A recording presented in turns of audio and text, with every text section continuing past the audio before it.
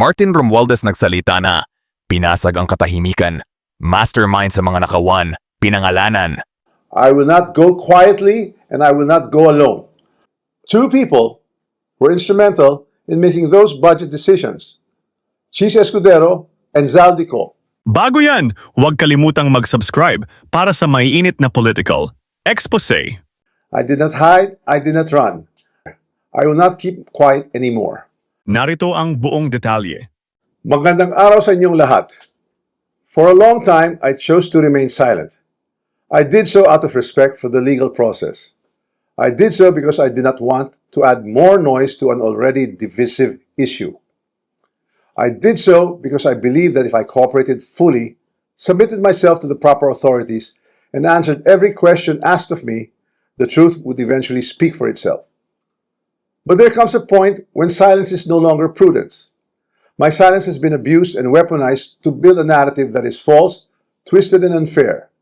So let me be clear, I will not keep quiet anymore. I will face this head on, and I will speak with facts because the truth deserves to be heard. Today, I am taking this opportunity to speak directly to the Filipino people. From the start of this controversy, I have been cooperative. I personally appeared before the proper authorities. I voluntarily submitted my affidavit to the ICI. I provided the information and documents asked of me. I did not hide, I did not run. I did not evade scrutiny. I faced it head on within the proper channel because I know there is no evidence that proves I committed plunder, conspiracy to commit plunder, or any similar offense that the Ombudsman may be contemplating against me. And because I have nothing to hide, I am today authorizing the immediate public release of the affidavit I submitted, together with all supporting information so that the Filipino people can judge for themselves who has been transparent and who is simply being politically targeted.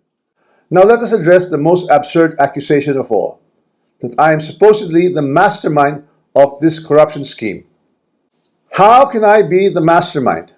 I was the former Speaker of the House of Representatives, but the House of Representatives is only one part of the branch of government, the legislature. The national budget is not conceived, executed, implemented, bidded out, supervised, and completed by one congressman or even by Congress alone, and certainly not by the Speaker of the House. I want to make this simple and clear. The national budget does not depend on just one person. The budget does not begin in the House. It begins in the executive. The agencies and departments prepare their proposals. The executive consolidates them into the National Expenditure Program, and that program is then submitted to Congress. From there, the House deliberates, but the House is not one person, and it is certainly not the Speaker alone. It is a collegial body made up of hundreds of members, multiple committees, vice chairs, and institutional processes. In fact, there are around 85 committees, each with its own jurisdiction, leadership, and members.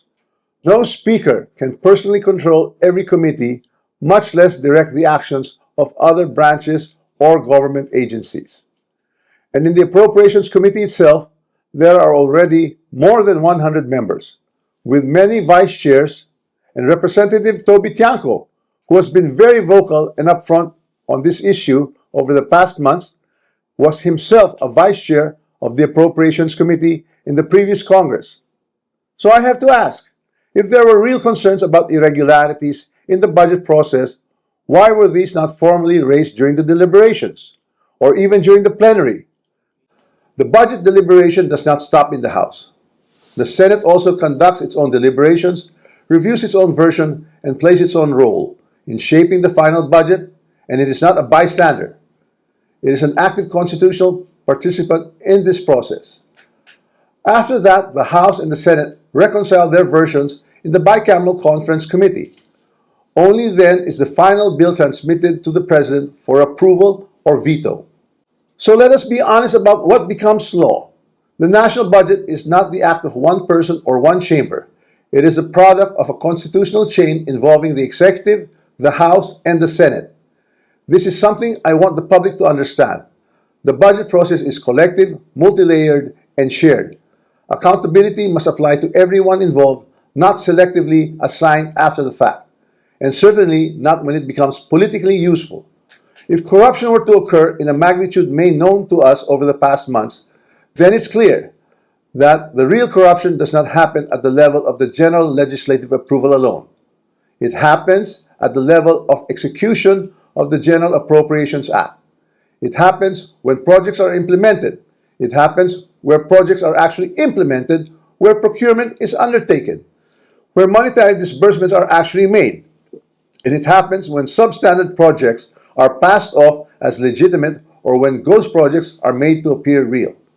That is why command responsibility is far more logically relevant in the executive branch, where there is actually supervision, operational control, and implementation on the ground, than in the collegial legislative body, where constitutional role is deliberation and appropriation. Congress does not build flood control projects. Congress does not conduct procurement.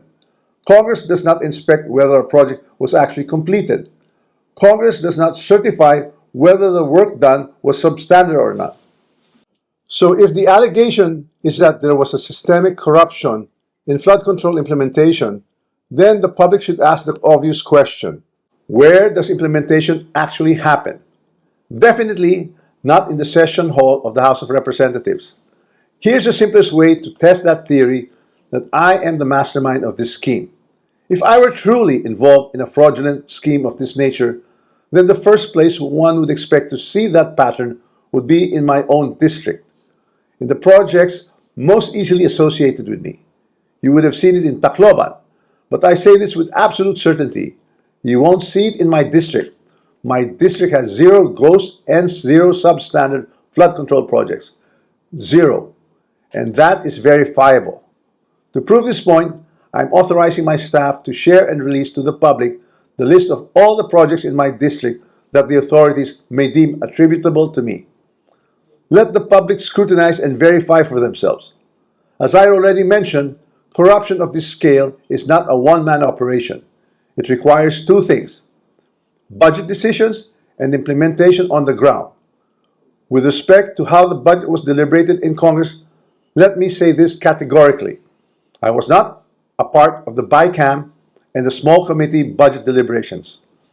Yes, I was updated on the general outcomes of the deliberations, but I had no visibility with regard to the specific details of the discussions, including particular amendments or insertions approved during these closed-door deliberations. Records would show that I did not participate in those meetings and I was not privy to what exactly transpired during the deliberations. However, 2 people were instrumental in making those budget decisions: Chis Escudero and Zaldico. And once the budget becomes law, the work of implementing flood control projects, or any project for that matter, is solely within the purview of the executive, including the DPWH, certainly not by legislators. I understand the anger of the public. The Filipino people have every right to be angry because stolen public funds are taxes derived from hard-earned money. I'm not asking the public to look away. I'm asking everyone to look where the evidence points, not where it is politically convenient or politically motivated. So I ask the Ombudsman and the public these questions. Who has been named in sworn testimonies and affidavits? Whose name actually appeared in credible accounts made under oath? If there are sworn accounts pointing to other personalities across the chain, whether in budget deliberations or in implementation, then those leads must be pursued with the same seriousness and the same urgency. Accountability cannot be selective. For months, I chose silence because I believe in our legal system and in the rule of law. But my silence is now being exploited with politically engineered and fabricated narratives. What's even more disturbing, and this is something that cannot be ignored, is that there are emerging indications that certain sectors are attempting to weaponize individuals, including Zaldico, to construct a narrative that serves their own interests. So when the legal processes is being used against me as a political demolition job, then I will have no choice but to defend myself. And I will defend myself fully. I will not allow myself to be turned into the scapegoat so that others who are actually accountable can walk away clean. If this is a political play to push me out and close the story, tarnishing my name and my reputation, then I'm telling everyone now, I will not go quietly and I will not go alone. I will not be the fall guy for other people's corruption. I have been in public life long enough. I have seen enough. I have heard enough.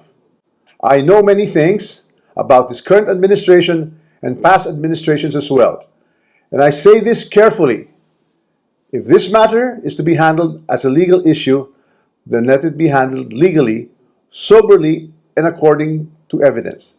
But if certain people insist on waging this in the court of public opinion, then I will have no choice but to defend myself publicly as well. To the Ombudsman, I say this with full respect.